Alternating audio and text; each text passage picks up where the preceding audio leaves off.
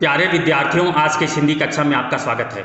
आज हम कक्षा 7वीं की पाठ्य पुस्तक व्याकरण के अंतर्गत पाठ 14 अव्यय का बुकवर्क करेंगे, यानी उसका अभ्यास कार्य करेंगे। इस अभ्यास कार्य में पहला जो प्रश्न है उसके अंतर्गत 5 उप प्रश्न दिए गए हैं।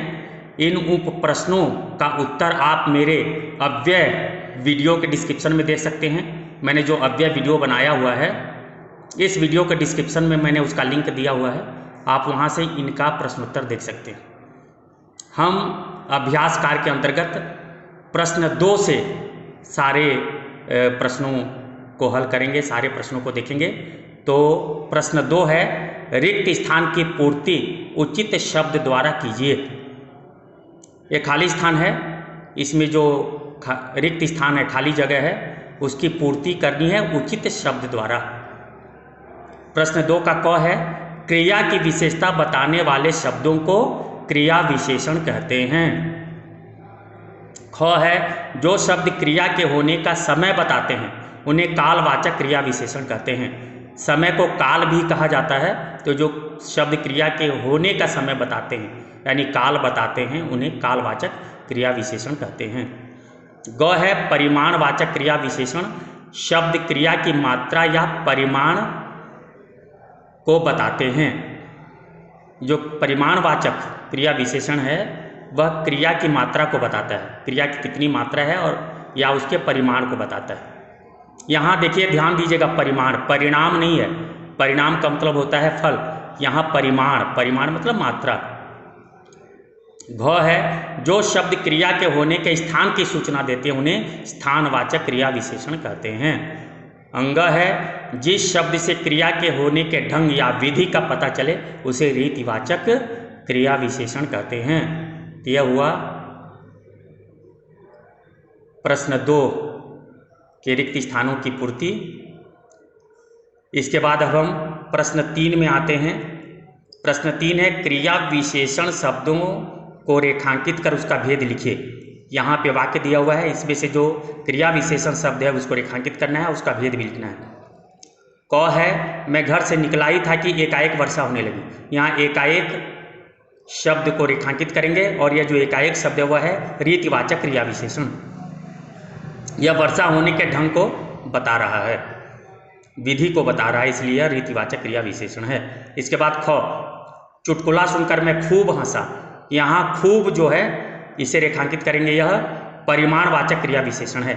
यहाँ हंसने के परिमाण को दिखाया गया है, हंसने की मात्रा को दिखाया गया है, यानी मैं खूब हंसा, मैं बहुत अधिक हंसा। तो जो खूब जो है यह परिमाण को दिखा रहा है, तो खूब को अंडरलाइन करना है, यह है परिमाणवाचक क्रिया विशेषण। ग है, सदा सच्चाई की राह पर चलो। यहाँ सदा को अंडरलाइन करेंगे, रेखांकित करेंगे। सदा क्या है? कालवाचक क्रिया विशेषण है, काल यानी समय को दिखा रहा है। सदा मतलब हमेशा, तो हमेशा क्या है? कालवाचक है, तो इस तरह सदा भी कालवाचक क्रिया विशेषण है। घ है, कहते हैं कि ईश्वर सर्वत्र विद्यमान होते हैं। यहाँ सर्वत्र के नीचे अंडरलाइन करना है। सर्वत्र क्या है? स्थानवाचक क्रिया विशेषण। सर्वत्र मतलब हर जगह, यह स्थान को दिखा रहा है। इसके बाद अंग है, परीक्षा समाप्त होने के बाद वह दिन भर सोता रहा। यहाँ दिन भर शब्द को रेखांकित करेंगे, यह कालवाचक क्रिया विशेषण है। दिन भर काल को दिखा रहा है, समय को दिखा रहा है। तो इस तरह से प्रश्न 3 हुआ। अब हम आते हैं प्रश्न 4। यहाँ देखिए, उचित क्रिया विशेषण जोड़कर वाक्य को फिर से लिखिए। यहाँ देख लीजिए, जो कोष्ठक है इसमें कुछ शब्द दिए गए हैं, क्रिया विशेषण से संबंधित ये शब्द हैं और नीचे वाक्य दिया हुआ है। इसमें क्रिया विशेषण शब्द को जोड़ना है, वाक्य को फिर से लिखना है। प्रश्न 4 का क है, राकेश हंस पड़ा। तो यहाँ हम जोड़ेंगे अचानक, राकेश अचानक हंस पड़ा। इसके बाद है ख, मीता अपनी पुस्तक पढ़ रही है। यहाँ मीता अपनी पुस्तक ध्यानपूर्वक पढ़ रही है, यहाँ लिखेंगे ध्यानपूर्वक। यहाँ चुपचाप भी लिखा जा सकता है, मीता अपनी पुस्तक चुपचाप पढ़ रही है, ये भी लिख सकते हैं और ध्यानपूर्वक भी लिख सकते हैं। ग है, बच्चा खा रहा है। इसमें कुछ जोड़ेंगे, बच्चा कुछ खा रहा है। घ, कछुआ सरक रहा है। तो कछुआ धीरे धीरे सरक रहा है, कछुआ धीरे धीरे चलता है इसलिए धीरे धीरे सरक रहा है, धीरे धीरे सही उचित क्रिया विशेषण शब्द है। इसके बाद है अंग, कार्यक्रम समाप्त होते ही वह चला गया, कार्यक्रम समाप्त होते ही वह तुरंत चला गया, तुरंत, कार्यक्रम समाप्त होते ही वह तुरंत चला गया, यहाँ तुरंत को हम जोड़ेंगे। च है छात्र अध्यापक की बात सुन रहे थे, यहाँ होगा छात्र अध्यापक की बात चुपचाप सुन रहे थे, यहाँ चुपचाप भी हो सकता है और ध्यानपूर्वक भी हो सकता है। छात्र अध्यापक की बात ध्यानपूर्वक सुन रहे थे, ठीक है। लेकिन ख जो है मीता अपनी पुस्तक पढ़ रही है, यहाँ पे ध्यानपूर्वक इसलिए होगा क्योंकि मीता अकेली है और वह ध्यानपूर्वक अपनी पुस्तक पढ़ रही है। और च में छात्र अध्यापक की बात सुन रहे थे, यहाँ पे चुपचाप इसलिए होगा क्योंकि अध्यापक कह रहे हैं और बहुत सारे छात्र वहाँ पे हैं, तो वे छात्र चुपचाप सुन रहे हैं, शोर नहीं मचा रहे, तो इसलिए यहाँ जो चुपचाप है वह सही शब्द है, सही क्रिया विशेषण है। इसके बाद अब हम आ जाएंगे पाठ प्रश्न 5। प्रश्न 5 है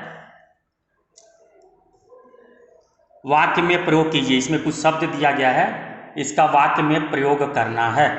जैसे सरासर शब्द है तो होगा उसकी बातें सरासर गलत हैं, उसकी बातें सरासर गलत हैं। ख है अत्यंत, वह अत्यंत मेधावी छात्र है। ग धड़ाधड़, रेलगाड़ी पटरी पर धड़ाधड़ दौड़ती है। घ है तुरंत, मोहन के बुलाने पर सोहन तुरंत आ गया।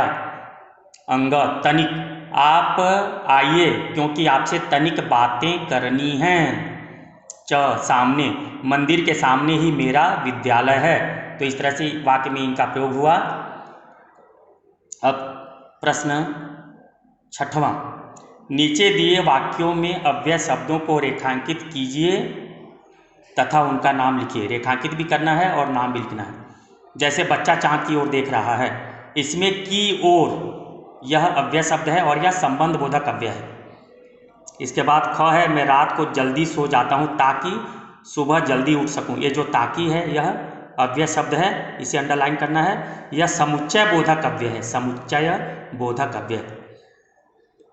ग बाप रे कितना गहरा गड्ढा है, यहाँ बाप रे को अंडरलाइन करना है, यह विस्मयादि बोधक अव्यय है। घ है विरल हमेशा ध्यानपूर्वक काम करता है, ध्यानपूर्वक को अंडरलाइन कीजिए, रेखांकित कीजिए ध्यानपूर्वक, क्रिया विशेषण अव्यय है। इसके बाद अंग है पिताजी आज मैं भी आपके साथ बाजार जाऊंगा। यहाँ भी को अंडरलाइन करना है, ये भी क्या है, निपात है, निपात है ये। इसके बाद है च, वह चलते चलते एकाएक गुनगुनाने लगा। यहाँ जो एकाएक है यह क्रिया विशेषण अव्यय है। तो इस तरह से प्रश्न 6 हुआ। अब प्रश्न 7 देखते हैं। प्रश्न 7 है समुच्चय बोधक शब्द द्वारा वाक्यों को पूरा कीजिए। इसमें रिक्त स्थान दिया हुआ है और रिक्त स्थान में समुच्चय बोधक शब्द को लिखना है। क है मैंने उसे बहुत समझाया परंतु वह नहीं माना। ख सभी जानते हैं कि पृथ्वी सूर्य की परिक्रमा करती है। ग सुमित एक गायक बनना चाहता है इसलिए संगीत की विधिवत शिक्षा ले रहा है। घ तुम 9वीं कक्षा में क्या लोगे, हिंदी अथवा संस्कृत। अंग है राधा आज स्कूल देर से आई क्योंकि रास्ते में बस खराब हो गई थी। ठीक है, इसमें जो क है इसमें लेकिन भी हो सकता है, मैंने उससे बहुत समझाया लेकिन वह नहीं माना। और घ में या भी हो सकता है, तुम 9वीं कक्षा में क्या लोगे, हिंदी या संस्कृत। लेकिन यहाँ परंतु अथवा ज़्यादा सटीक है। इसके बाद बच्चों प्रश्न 8 है उचित विस्मयादि बोधक का प्रयोग कीजिए। इसमें उचित विस्मयादि बोधक का प्रयोग करना है। क है अरे ये क्या कर डाला। यहाँ अरे विस्मयादि बोधक का प्रयोग होगा क्योंकि यहाँ आश्चर्य का बोध है, आश्चर्य का भाव, इसलिए अरे ये क्या कर डाला, ये क्या कर डाला, इसमें आश्चर्य का भाव है इसलिए अरे लगेगा। ख है शाबाश तुमने तो कमाल ही कर दिया। यहाँ प्रशंसा का भाव है, तुमने तो कमाल ही कर दिया इसलिए शाबाश रहेगा। ग छी ऐसे शब्द मुंह से नहीं निकालते, ऐसे शब्द मुंह से नहीं निकालते, यहाँ घृणा का भाव है कुछ ऐसे शब्द मुंह से निकले हैं जो गलत हैं, इसलिए यहाँ छी होगा।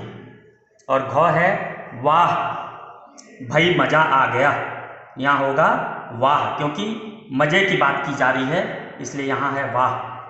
अब 9वां देखिए, यहाँ सही और गलत का निशान लगाना है। क है अव्यय को विकारी शब्द भी कहते हैं, यह गलत है, अव्यय को अविकारी शब्द कहा जाता है। ख है क्रिया विशेषण शब्द क्रिया की विशेषता बताते हैं, सही है। संबंध बोधक शब्द दो वाक्यों को जोड़ते हैं, गलत है। समुच्चय बोधक शब्द दो शब्दों या वाक्यों को जोड़ते हैं, यहाँ संबंध बोधक शब्द दो वाक्यों को जोड़ते हैं, गलत है। निपात का प्रयोग शब्द को बल देने के लिए किया जाता है, सही है।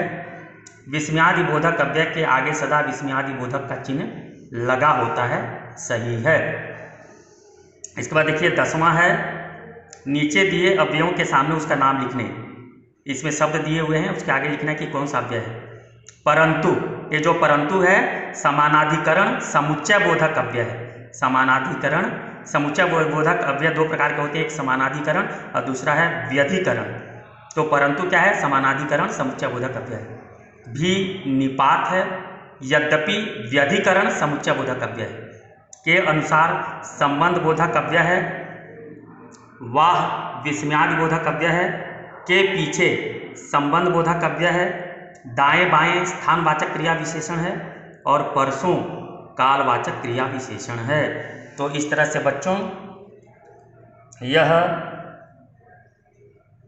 पाठ 14 अव्यय का बुक वर्क या अभ्यास कार्य हुआ।